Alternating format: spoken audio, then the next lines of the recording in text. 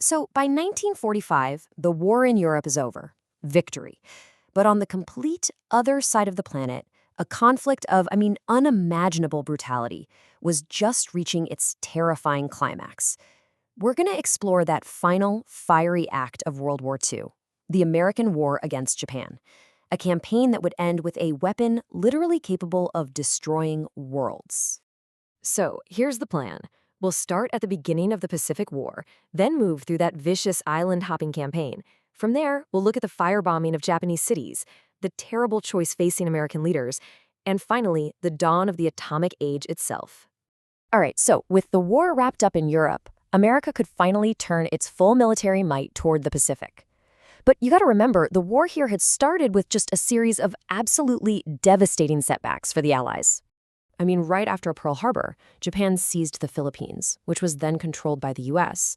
That surrender led to one of the war's worst atrocities, the Bataan Death March. We're talking about 10,000 American and Filipino prisoners dying from starvation, exhaustion, and just unbelievable cruelty. It set a really grim, dark tone for the entire conflict. But then, in the summer of 1942, the tide really started to turn. A couple of crucial naval victories, especially the Battle of Midway, absolutely crippled Japan's fleet. This was huge because it finally allowed the U.S. to go on the offensive, launching a new, grinding strategy to push back across the vast Pacific Ocean. So, this American counterattack? It was going to be fought island by island, jungle by jungle, and it turned into some of the most ferocious, close-quarters combat in all of human history. The strategy was called island hopping, and the idea was actually pretty clever. Instead of attacking Japan's strongest island fortresses head-on, the plan was to bypass them. You'd seize more lightly defended islands that could be turned into airfields, creating this chain of stepping stones, getting you closer and closer to mainland Japan. Now, here's something you really need to understand to get why this part of the war was so vicious. On one side, you had Japanese soldiers. They were often driven by a warrior code that saw surrender as the ultimate dishonor, so they would fight to the very last man, even launching these suicidal banzai charges. And on the other side, well, American forces sometimes held deep racial prejudices. You put those two things together, and you get this toxic mix that created a uniquely brutal and barbarous conflict, maybe even more so than the war in Europe.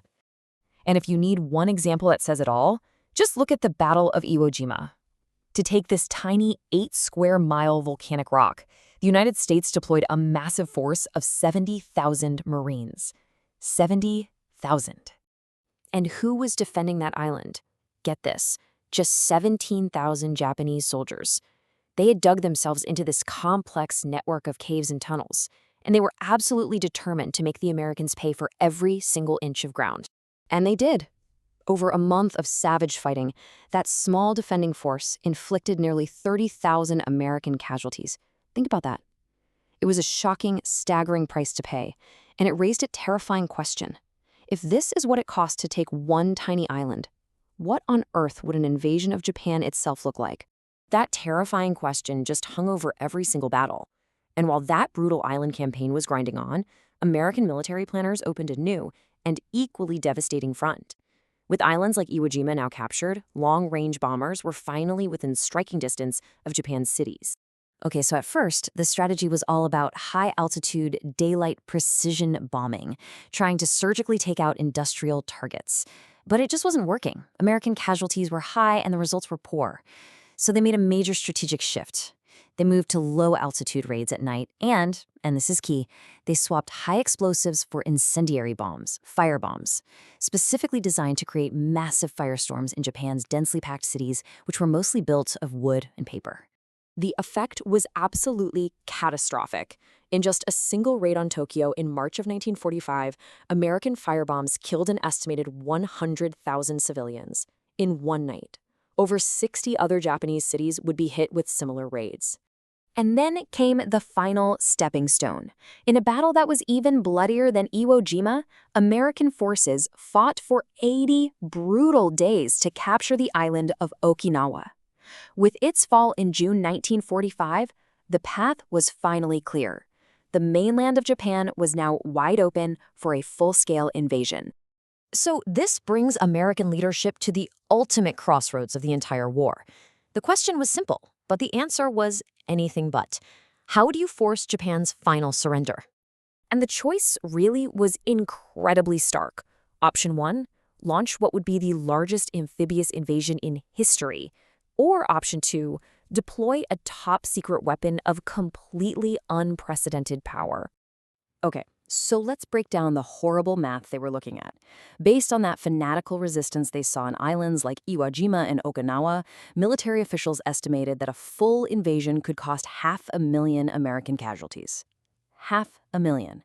And potentially millions of Japanese lives. The alternative? A new weapon that could level an entire city in the blink of an eye. Now, it's a decision that historians still fiercely debate today. Was it purely to save lives, or were there other factors? Like sending a message to the Soviet Union. The whole picture is really complex, but those grim casualty projections, they became the primary official justification for choosing that second, much more radical path. And so, the decision was made. A secret project, one that was born out of fear, was about to be unleashed upon the world. This new weapon didn't just appear overnight.